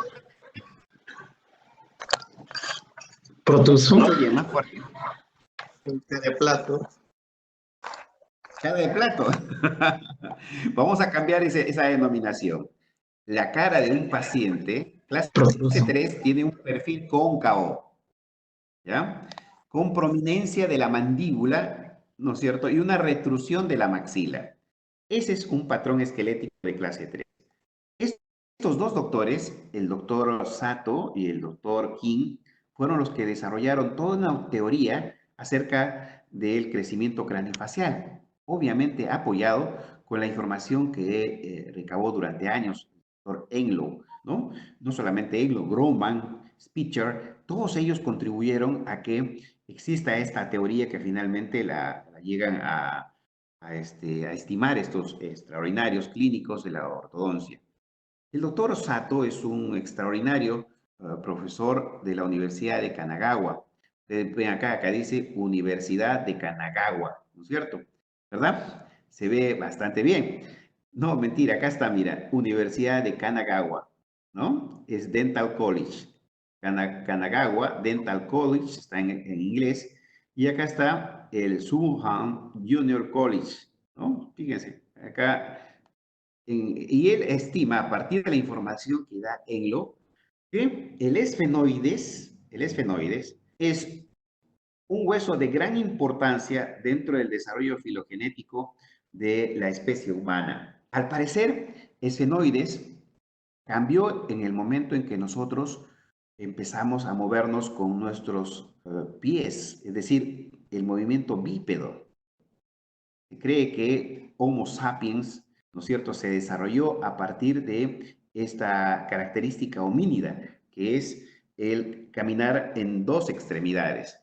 Bueno, eso hizo que el esfenoides tuviera una posición mucho más central, ¿no?, dentro de la gravedad y el desarrollo de crecimiento facial. ¿Y cuál es el concepto, no? Fíjense, el esfenoides, a partir de la sincondrosis, puede movilizarse de una manera distinta, ¿no? Vamos a ver, en el caso de los pacientes de clase 2, el esfenoides, fíjense acá, va a rotar en sentido posterior. A eso se denomina extensión. Mientras que los pacientes de clase 3 tienen una rotación anterior. Y eso se denomina flexión, ¿verdad? ¿Logran entender esto? Sí, doctor. Sí, doctor. Ok, miren lo que pasa. Cuando hay extensión en los pacientes de clase 2, esto vendría a ser el cuerpo del esfenoides. Acá, obviamente, lateralmente estarían las alas mayores. Y esto que ven acá es la apófisis. ¿Qué apófisis es esta? Pterigoides. Pterigoides. Entonces, excelente. Cuando el esfenoides hace extensión, ¿ya? Esta propulsa a toda maxila, a toda ella, hacia adelante y hacia arriba en un movimiento rotacional, lo cual hace que este paciente tenga mayor desarrollo del componente nasomaxilar, la nariz, ¿no es cierto? El labio, ¿no? Se propulsa hacia arriba y hacia adelante. Entonces, estos pacientes presentan una estructura nasal empinada, ¿no? Parecen como si fueran sobrados, ¿no? Su nariz está alta. Bueno, ellos son pacientes con un patrón esquelético de clase 2 por la extensión que hace el esfenoides gracias al movimiento que se van a realizar en la sincondrosis. Y en los pacientes de clase 3 hay una elongación vertical producto de una flexión del esfenoides. Entonces, el esfenoides rota hacia adelante. Eso se llama flexión. Y al rotar hacia adelante, lleva a toda la estructura con ella, en este caso a la apófisis pterigoides, y la lleva hacia atrás. Al llevarla hacia atrás, ¿no es cierto?, va a tener poco crecimiento antero-posterior. Va a tener, por el contrario, más crecimiento vertical, porque tanto el esfenoides como el vomer y el cartílago medio nasal se desplazan hacia abajo y hacia adelante, más, ¿no es cierto?, hacia abajo que hacia adelante, ¿verdad? Haciendo que maxila no crezca mucho. Por eso ustedes visualizan a este paciente con un poco desarrollo del tercio medio de la cara. Miren, acá tenemos una radiografía tridimensional, en realidad es una tomografía de un paciente de clase 3. Miren cómo los dientes acá están entrecruzados. ¿Lo ven? Sí se ve. Sí. ¿Lo ven, muchachos? Sí, sí, Ven doctor. también que acá la mandíbula está para adelante y la maxila para atrás. ¿Está bien? Y quiero que se den cuenta acá que esta maxila se ve mucho más larga, ¿cierto? O sea, tiene más desarrollo vertical que desarrollo horizontal. ¿Verdad? Mientras que la mandíbula tiene un gran desarrollo hacia adelante. Bien. Cuando hacemos los cortes, fíjate acá, este es un corte tomográfico de la parte media de la cara y que nos permite visualizar aquí, miren, ¿esto qué cosa será lo que estoy señalando? Sincondrosis Exacto. Y si nosotros nos acercamos más, miren ustedes, aquí en la zona facial se ve estrecha, pero conforme se va yendo hacia la zona cefálica, se agranda, ¿no es cierto? Eso significa que este esfenoides está rotando hacia adelante producto de ese crecimiento, ¿verdad? Lo voy a llenar para que se vea. Anotamos. Vamos acá.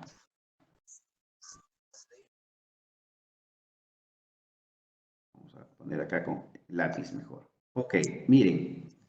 ¿Logran ver esto, no es cierto? Ahí está con azul. Acá es estrecho. Y acá va creciendo.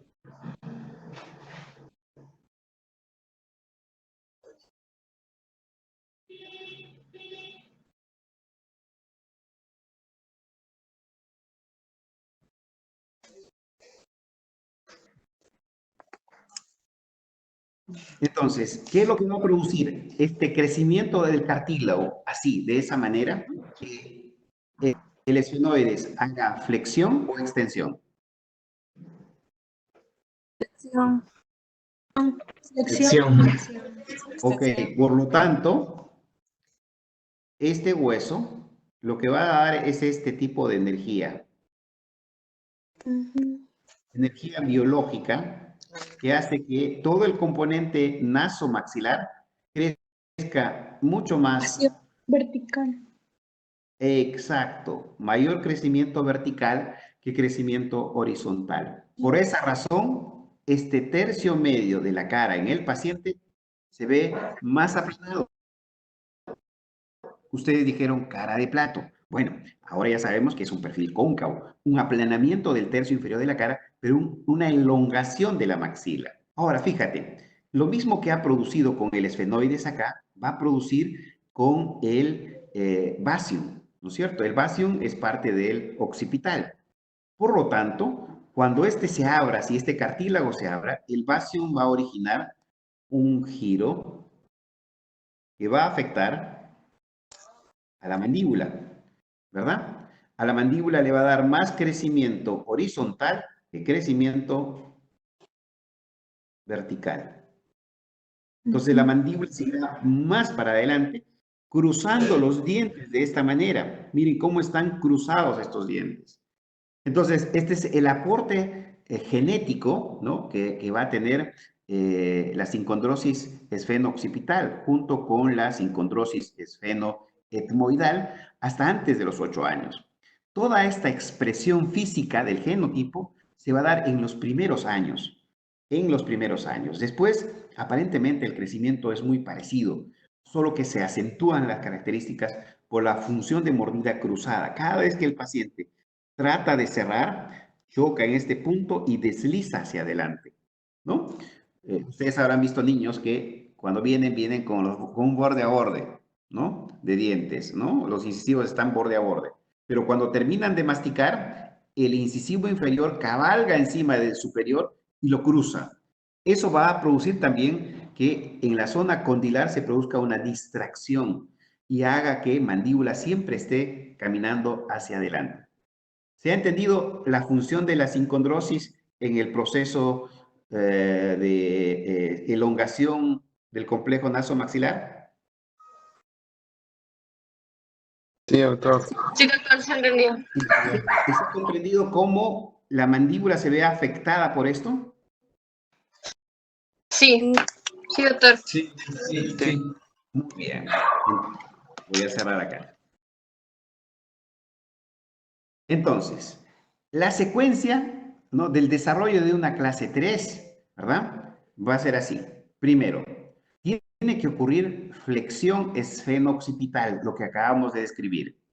Y observa, acá está nuestro huesito, esfenoides, que al flexar, junto con el vómer y el cartílago medio nasal, desplazan a la mandíbula más hacia abajo que hacia adelante. A eso se llama flexión esfeno-occipital. Eso da como resultado la elongación vertical de la maxila.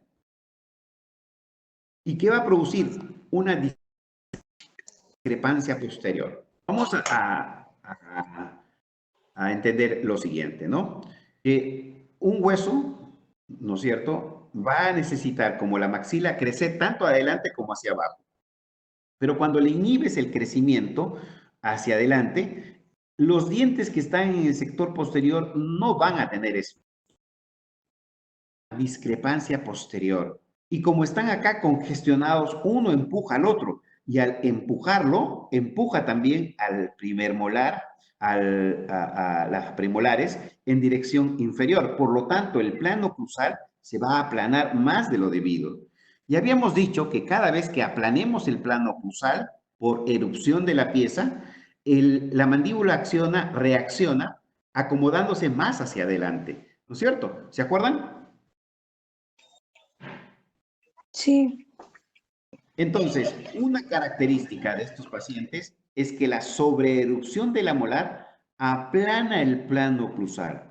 Y como resultado del aplanamiento del plano cruzal, hay una adaptación mandibular anterior, provocando el crecimiento, ¿no es cierto?, del cóndilo, de la rama y del cuerpo, haciendo una gran diferencia entre el posicionamiento de la maxila y el posicionamiento de la mandíbula. La mandíbula crece mucho hacia adelante. ¿Cómo se va a ver el paciente? Muy mandibulín, ¿no es cierto? Muy protruso, ¿no? Es un paciente que algunos le denominan perfil de tiburón, que no les dicen a ellos, ¿no? Pero ahí está. ¿Y qué más da esta adaptación? Va a dar una descarga condilar. Y esa descarga condilar va a promover un crecimiento secundario del cóndilo. Entonces, si este cóndilo está programado para crecer 1 milímetro, ¿no es cierto?, cada 2 años, pues acá este paciente puede crecer mucho más. ¿Por qué? Porque tiene una descarga permanente. Hay un estímulo permanente a crecer hacia adelante. A eso se llama crecimiento secundario. Y también hay una rotación externa del hueso temporal. El llevar hacia adelante a toda la articulación promueve también que el hueso temporal rote. Es una rotación externa, característico de los pacientes de clase 3. Este es el modo como crece un paciente de clase 3. Entonces, ¿existen diferencias entre un paciente de clase 3 y clase 1? Sí. También existen diferencias entre el crecimiento de la clase 2 y la clase 3, es de la clase 2. ¿Cómo crece la clase 2? A diferencia de los otros, el crecimiento, fíjense acá, va a ser por extensión. El esfenoides rota hacia atrás. Eso se llama extensión. Y al hacer extensión, provoca energía biológica que lleva al etmoides, lleva al cartílago nasal medio y a la maxila más hacia adelante que hacia abajo, ¿verdad? Más hacia adelante que hacia abajo. Diferente a un paciente de clase 3, ¿verdad? Entonces, este paciente de clase 2 es diferente al crecimiento de la clase 3, porque al mismo tiempo que esta mandíbula, esta maxila es llevada hacia adelante, la mandíbula es obligada a crecer hacia atrás. Lo vamos a explicar cuando entremos a crecimiento de clase 2. Vayamos a ver entonces de forma práctica cómo ocurre este crecimiento en los pacientes de clase 3. Miren, este niño claramente se ve que tiene cara cóncava, ¿no es cierto? ¿Todos pueden ver la cara cóncava de este paciente?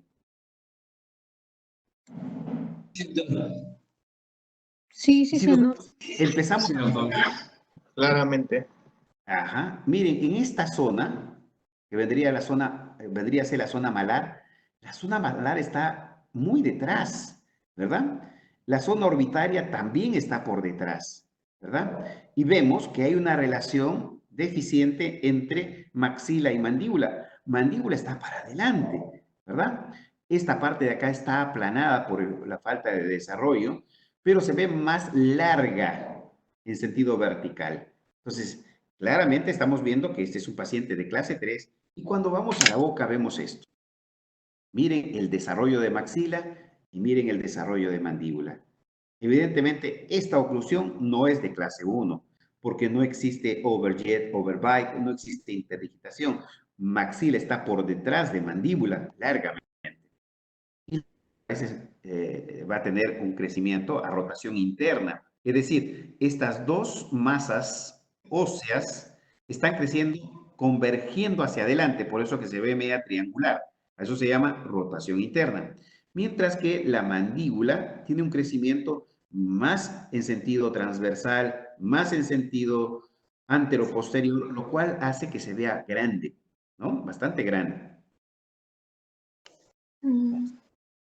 Ok, entonces ya vimos al patrón de clase 3. Ahora veamos el crecimiento facial del patrón esquelético de clase 2. Ya vimos esta diferencia, ¿no es cierto? En el caso de los pacientes de clase 2, vamos a tener una extensión, ¿no? El esfenoide gira hacia atrás y con toda su humanidad lleva a los componentes y hacia arriba, provocando, ¿no es cierto?, un crecimiento arqueal. Entonces, la secuencia del desarrollo de una clase 2 va primero extensión esfeno-occipital, ¿no? Y al hacer esa extensión, vómer, maxila y cartílago nasal medio son obligados a ir más hacia adelante que hacia abajo. Este tipo de rotación se llama rotación anterior de la maxila. que provoca un escalón en el plano oclusal. ¿Por qué ese escalón del plano oclusal? Porque sencillamente va a haber poco desarrollo de crecimiento vertical. Va a haber bastante espacio para adelante, pero la zona molar no crece mucho. ¿Y qué hay? Una baja dimensión vertical, ¿no? Como no se desarrolla las molares, ¿no es cierto?, en sentido vertical, tampoco el plano oclusal desciende. Y al no descender, ¿no es cierto?, no se aumenta la altura facial antero-inferior. ¿Y qué va a ocurrir? Una adaptación mandibular posterior. Es decir, si mi plano oclusal es vertical, la mandíbula se adapta rotando hacia abajo y hacia atrás, ¿no? Y eso va a provocar una compresión del cóndilo. Y eso queda como resultado una inhibición del crecimiento. Y otro detalle es que hay una rotación interna del hueso temporal, ¿verdad? Estas son las características en cuanto al movimiento que vamos a saber distinguir ahora, ¿verdad? Miren acá, acá está esta niñita, ¿no? Miren la carita. Y miren ahora la carita de la paciente. Quiero que me digan si el componente nasomaxilar está bastante más anterior que el componente mandibular. ¿Lo ven? Sí, Sí, se nota. Sí. Y pueden observar también aquí, y esto para que vuestro ojo clínico se vaya ya adecuando, ¿verdad? Fíjense acá. Miren las estructuras. En primer lugar, miren, miren cómo está creciendo el pómulo.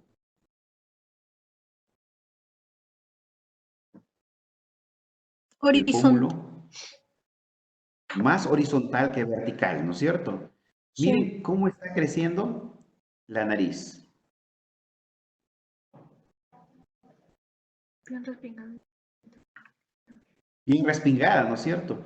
Y miren cómo está creciendo el labio superior. Y obviamente se ve acompañado por la maxila. Es un tipo 2. Es un tipo 2, ¿no es cierto? Fíjense, bastante. Y el componente vertical aquí es muy pequeñito, ¿no es cierto? O sea, hay poco descenso, ¿no?, de la maxila. Vamos a ponerlo con una más pequeñita, vamos a ver si nos da.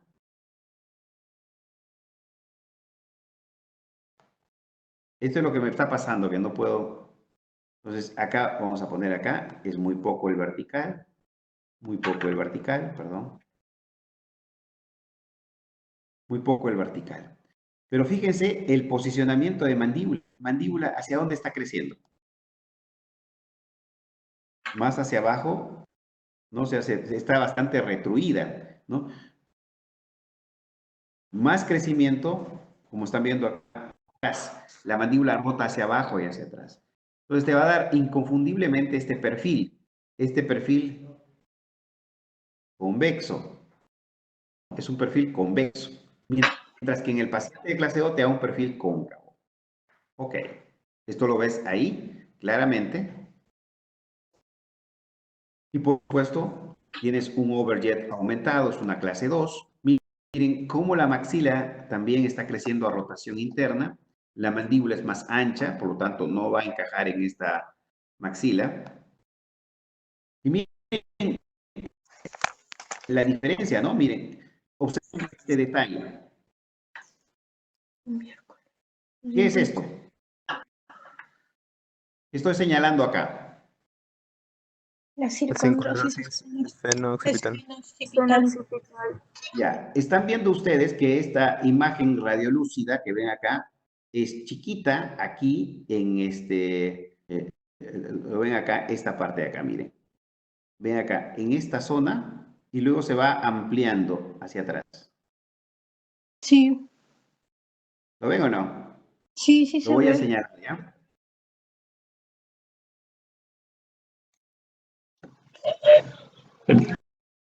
Vamos a ponerlo acá. Tienen que acentuar su visión para ver eso. A ver, ahora sí. Acá está.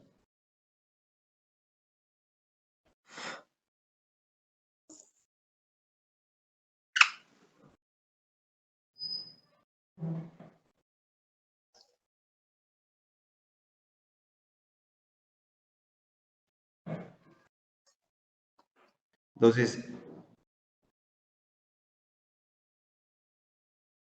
este tipo de apertura, ¿no? Donde va a ser mayor en la zona facial, va a hacer que todas las estructuras, fíjate, la estructura del pómulo, la estructura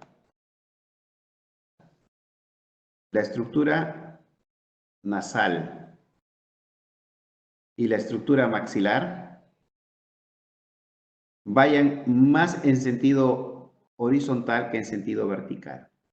Por lo tanto, ¿no es cierto? Las piezas dentales están